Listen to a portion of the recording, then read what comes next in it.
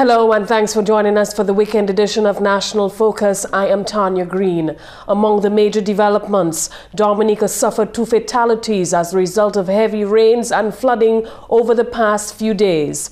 Culture Minister sees Domfesta as a plus for Dominica, and government's nationwide Housing Revolution program continues. Stay with me as I bring you the details of these and other stories right after the break. Listen closely and you will hear what climate change might sound like. Hurricanes getting stronger and more frequent. Glaciers melting, causing a rise in sea levels. Dry bush burning after a prolonged drought left the bushes vulnerable to fires. What? No water again? But listen closely again and you will hear the solutions. People switching to energy-saving light bulbs. People building stronger homes that can withstand hurricane force winds. Our climate may be changing, but so can we. Making small changes together can have a huge effect on reducing the impacts of climate change. Act now. Rally, rethink, respond. This message is brought to you by the OECS Secretariat with funded assistance from USAID. Documentaries and in-depth discussions, community walkthroughs, and Yes We Care. See it all on GIS Channel 7. Welcome back, viewers. Time now for the details of the news. We begin tonight's news with sad news that Dominica on Friday suffered 2 fatalities as a result of heavy rains and flooding over the past few days. Mervin Matthew has more in this special report. The nation was sent into a state of shock and sadness Friday morning when news that a 50-foot deep crater in the William area of Port Cassé had caused an unfortunate accident involving 3 Dominican footballers.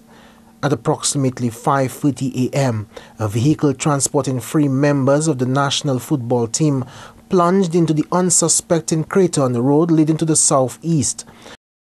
Kurt Hector, Noran John Hope and Josle Prince at the time of the accident were on their way to the Melville Hall Airport to participate in the Windward Island football tournament in St. Vincent. Following the accident, one occupant of the vehicle, Josle Prince, though injured, managed to get out of the vehicle. Hector and John Hope were trapped in the vehicle and could not be rescued. On hearing of the news, National Emergency Response personnel, including members of the Dominica Police Force and the Fire and Ambulance Service, were immediately dispatched to the scene of the accident. Their goal was to get the 2 other footballers out of the huge crater. That involved special skill and the use of specialized equipment. At the time, a jeep was traveling with 3 persons. One of those persons escaped while the other 2 remained trapped in the jeep.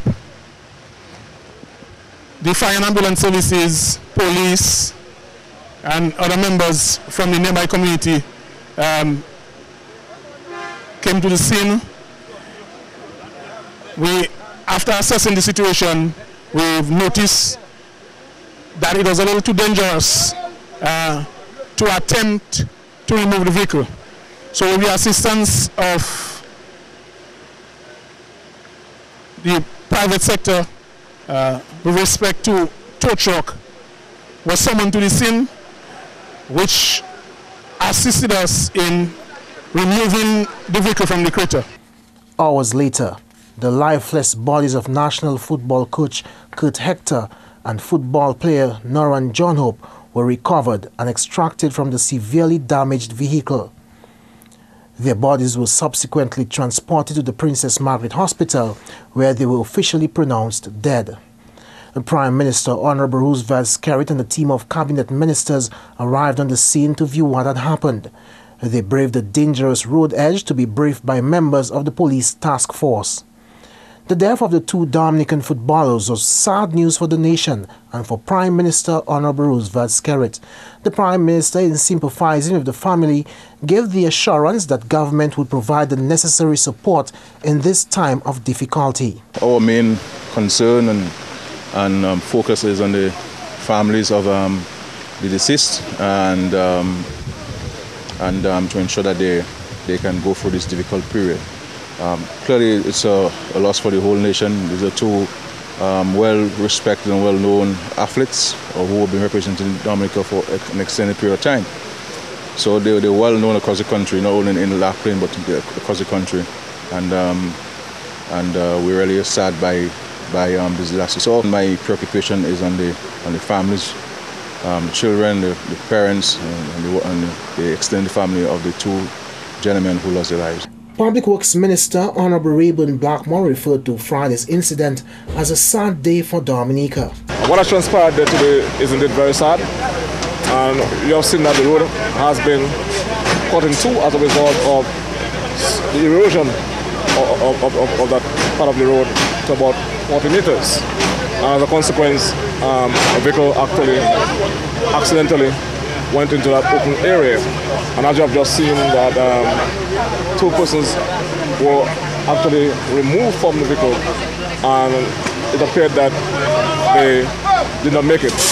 It's a very sad situation for us in Dominica. The Prime Minister Skerrit assured the nation that the Ministry of Public Works would seek to examine the structural integrity of the Porkasse Road to avoid any future damage to lives and property.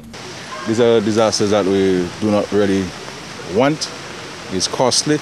We have to now spend monies to respond to these disasters, monies that should have been earmarked for advancing the country's development. We have to now take corrective and action to ameliorate the situation. But we're committed to this task, and God willing, we'll fetch the resources to respond quickly. Public Works Minister Honorable Reuben Blackmore told the nation that his ministry would embark on putting in place a temporary crossing in the affected area. He said a long-term plan would involve the construction of a box culvert. As a long-term intervention, therefore, I've been advised we have to embark on what they call a box culvert, a form of a bridge.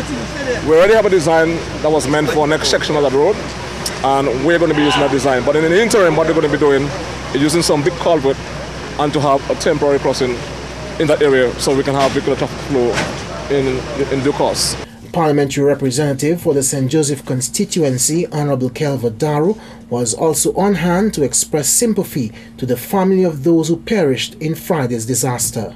Let me first of all express my sympathies to the families of the victims whose lives were lost here today. I must say it's a very tragic day in Dominica, and having had seen such an experience, we have to understand that disasters can happen at any time, and we have to be prepared as a people. I want to also extend on behalf of my constituency deepest sympathies to the entire families, as well as the Dominica national football team. Weather officials confirmed on Friday that moisture and instability associated with a lingering trough system over the past few days caused continuous showers in the eastern part of the country, causing damage to roads. The local Met Office reported that the rainy weather conditions over the past few days contributed to the disaster which occurred in the Porkasse area. We have been having these inserts on our website throughout the entire week. Is that unusual at this time of year? No, it's not unusual. It's not the hurricane season, but it's weather. It's 24/7, 365 days, and it's a trough system. We have them all the time. This one has been lingering over Dominica and generating these sort of conditions. This morning we heard of the unfortunate incident in the Porkasse area. Do you think that the weather patterns over the past few days has in any way contributed to that? Yes, we have had, like I said, we have been having these heavy rainfalls. Melville on the eastern side of the island has received 13 inches, which is a lot of rainfall. The Porkasse area was not the only area in Dominica to have been impacted on Friday by the recent persistent rains. At this time, we are still learning of heavy rains in the south of the island. Dubic is cut off. In fact, in Dubic, we had to evacuate two families. A tree fell in one of the ravines, the river that runs through Dubic, and a 91-year-old lady had to be evacuated. A pregnant mother who also has another child had to be evacuated. and we are expecting the authorities to be on the ground helping to clear that area. The trough, which has been affecting the island, is expected to remain over the region until Monday. As a result, periods of light to moderate showers are forecast to continue to affect the central and northern portions of the island chain, including Dominica. Disaster officials have asked nationals to continue to be vigilant and be ready for quick action if flooding and landslides occur. We are encouraging and advising the public to continue to be very vigilant. In the absence of the National Disaster Coordinator, the office keeps functioning. We keep getting updates. But we want to ensure that the public knows that this condition, although it's not a storm and we're not in the hurricane season, has the propensity to affect the way of life of our people in a serious way. If you do not have to get out of your homes, remain indoors, especially if you are in a safe area. Remain vigilant, exercise caution for landslides, mudslides, falling rocks, flash flooding. As a result of Friday's disaster, the Pawcasset area has been officially closed to vehicular traffic. Authorities have given strict instructions to stay away from the area as it is still very unsafe. We are advising the public to stay away from the Cheyenne area. As a matter of fact, it is not motorable at this time, so persons cannot access La Plaine or Cassibus community via the Cheyenne Road. The Prime Minister, Honorable Roosevelt Skerrit, has high commendations for members of the various response teams on the island for responding so efficiently to Friday's disaster.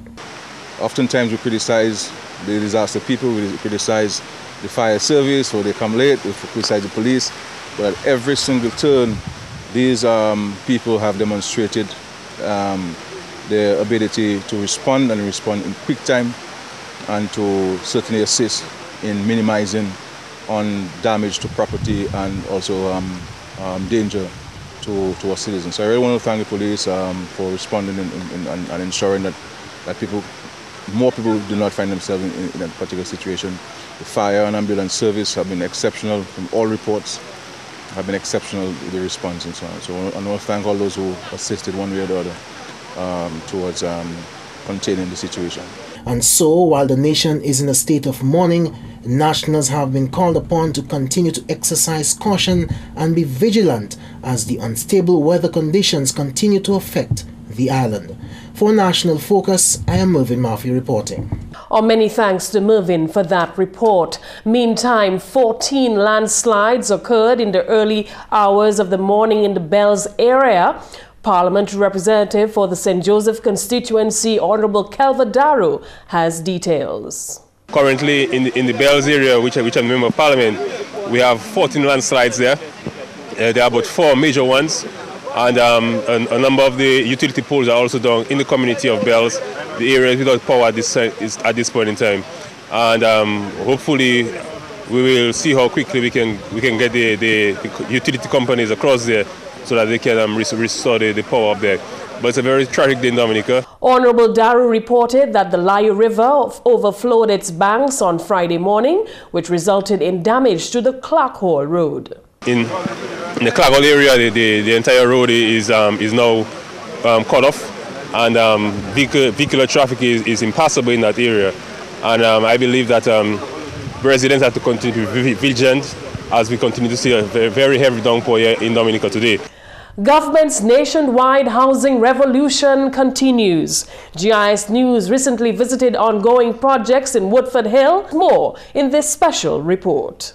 The government of Dominica has seen it necessary to attend to the social needs of its citizens and has collaborated with the Woodford Hill Village Council to improve the lives of residents in that community.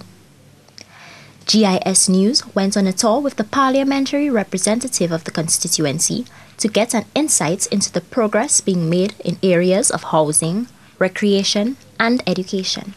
The parliamentary representative, Honorable Gloria Shillingford, a former teacher herself, expressed her views on the increase in education opportunities for residents of her constituency.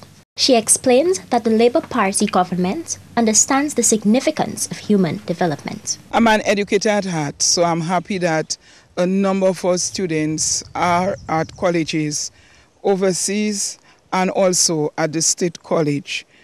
Since I've been PAL rep, we have sent about 15 students to various colleges in the region and further. And there are a number of our students going to the State College. And this says a lot for our government in educating its people. Joseph Russell, chairman of the Woodford Hill Village Council, took a minute to outline to GIS News the many projects being undertaken in the constituency. Importantly, the Village Council is proud of a sanitation program conceptualized to improve the standard of living for residents of Woodford Hill. We have a number of road projects going on. One at Mango Gutter that you saw this morning, one at Simpa. Then there is the toilet program that we have just completed. Then there is the sanitation of the village, which is another important aspect for us. So we also have some work being done on the playing field, which has been languishing for quite some time.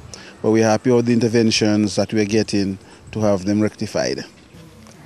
Russell attributed most of the success to the continuous support of Honorable Shillingford. Well, Mrs. Shillingford is a friend. She has been very, very helpful to the council. She attends our meetings, she listens to us, we listen to her, and we bring our concerns and questions to her, and she takes them up, and we have lots of things going on. The road project, the sanitation, all of these, she has her fingers in all of these pies, and she's helping us tremendously. The next stop on the tour was the home of Rosamond Panthier, who suffered a stroke just weeks before we visited. She regretted that she was not able to fully communicate her excitement about her new home. Rosamond revealed that with 6 people living in her tiny home, the living conditions of her prior residence had long been in need of attention. Although barely able to move and speak, Panthier was near tears when she said thanks to Honorable Shillingford and to her Prime Minister, Honorable Roosevelt Skerritt. She was sorry that she wasn't able to show us around her home and describe the conditions before help came. Rosamond, however, encouraged those still awaiting housing assistance to exercise patience and optimism. She assures them that for them too, help will come. They have to hold on. They haven't got to give up. Not just go one time and expect they'll get something. Well, there are a lot of people that need, and people have to wait. The tour continued to the construction site of Linda Drago's new house. One of the workers on the project discussed the details of the structure, which will soon be home to 6. It is 20 by 28, 2-bedroom, bathroom, kitchen, toilet, living room with a small porch. GIS News also had the opportunity to visit the site of the Sunrise Park playing field, which is currently under repair. Honorable Shillingford expressed her satisfaction with this rehabilitation project. She believes that it will be an important asset to the residents and will help build the community. We are happy at Woodford Hill to see our playing field being repaired. There was a sort of playing field before, but now we are going to have a real playing field. The playing field is very important to us. It is something that is also going to help the older persons. I know a number of the ladies have been talking about coming to play their rounders and having rounders league, and this brings the community together. So indeed, it is doing a lot for Woodford Hill. One villager announced her appreciation for the community finally having a playing field of its own. I am so happy this playing field is under repair. I could roll, I could play, I could jump. Instead of going to other people's playing field, my playing field is there. We call it the Sunrise Park. I appreciate everything my parent is doing. I love her, and we, the people of Woodford and Wesley, we love her. She working. $60,000 worth of work was earmarked for the completion of this project. At the time of the visit, the only remaining tasks were the sanding and the grassing of the field. The project is set to be completed by May 2013. Chairman Joseph Russell said that it is the wish of the Village Council to continue the community's development in all aspects of village life. Their aim is to make Woodford Hill one of the leading communities in Dominica. Colette Ambo reporting for GIS News. And that's news. We now join Mervin Matthew for this week's edition of Flashback.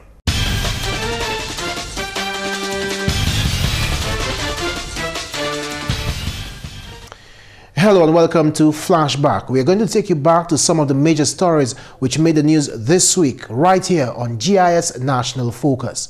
This week we brought you details of a 3-day leadership and management training workshop for fire and prison officers. 25 foremen and contractors from the CARICOM region were taught techniques for constructing safer residential buildings during a 1-week course which began on Monday at the Buffy State campus of the Dominica State College. We also brought you details of the 18th White Coat ceremony of the All Saints University School of Medicine. At that ceremony, 15 medical students who formally donned in white coats, marking the transition from the study of preclinical to clinical health sciences. Mathematics teachers from the lower grades of primary schools participated in a training workshop this week at the Public Service Training Center. The training is designed to improve the competency of teachers in teaching that subject. As part of activities marking Health and Safety Month, PDV Carib Dominica staged its first ever Health and Safety Exposition under the theme Safety is an Obligation, Not an Option. The Operation Youthquake received a significant amount of furniture, appliances and equipment through the OECS Secretariat and USAID's Juvenile Justice Reform Project. And officials of the Dominica State College announced this week that for the first time it will accept applications from prospective students online. This initiative comes into effect immediately as the DSC seeks more student-friendly systems and procedures for registering students into its 2013-2014 academic year. The government of Dominica is currently engaged in discussions with a number of interested parties, including the Electricité de France, the sole electricity company in Guadeloupe and Martinique, for the development of Dominica's geothermal energy resource. In January this year, the government entered into an agreement with EDF to jointly pursue the best options for the construction of an energy plant for domestic supply and for export to the French countries of Guadeloupe and Martinique. Since then, the company has been reviewing its involvement in the project and has been holding discussions with government. Dominican youth met on Wednesday to discuss and strategize a way forward for the development of the region's agriculture and to give recommendations to the Caribbean agricultural policy. And Prime Minister Honorable Roosevelt Skerrit offered his personal and official congratulations to Venezuela's newly elected President Nicolas Maduro on his historic win at the polls. We also gave you details of the road project in the Wesley constituency and a drainage project in the Hillsborough Gardens.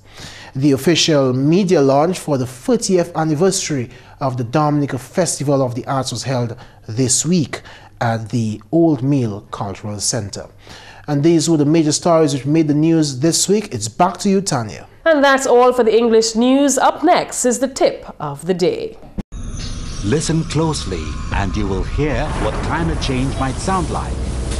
$30 for a hand of bananas? Severe drought could destroy banana plants and drive food prices up. And now we can see the dead coral reef below us. Dead coral? I thought it was alive. No, it's dead. If you look at the pictures, you can see what the coral used to look like. Oh, wow. Natural wonders like coral reefs are disappearing. But listen closely again, and you can hear the solution. People disposing of garbage responsibly and not in drains and rivers. People responsibly discarding engine oil. Our climate may be changing, but so can we. Making small changes together can have a huge effect on reducing the impacts of climate change. Act now. Rally, rethink, respond. This message is brought to you by the OECS Secretariat with funded assistance from USAID. Documentaries and in-depth discussions, community walkthroughs, and Yes We Care. See it all on GIS Channel 7. Channel 7. Channel 7. Channel 7.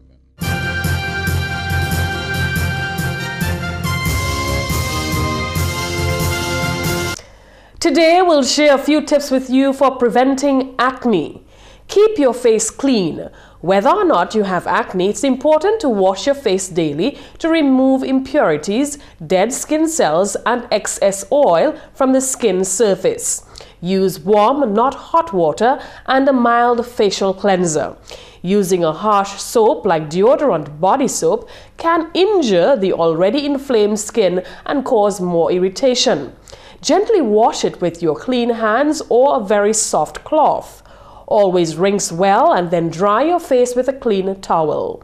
And always moisturize the skin. Many topical acne products contain ingredients that dry the skin, so always use a moisturizer that minimizes dryness and skin pilling.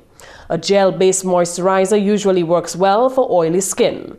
If you have dry skin, try a moisturizing cream or lotion. Combination skin may need 2 products. Remember, always hydrate your skin with water before you moisturize it. And that's all for this edition of National Focus. We welcome your suggestions and your comments. Please feel free to drop us an email at gis@dominica.gov.dm, or you can visit our website at news.gov.dm. On behalf of the entire news production team, I am Tarnia Green. Thank you so much for watching and have yourselves a great weekend.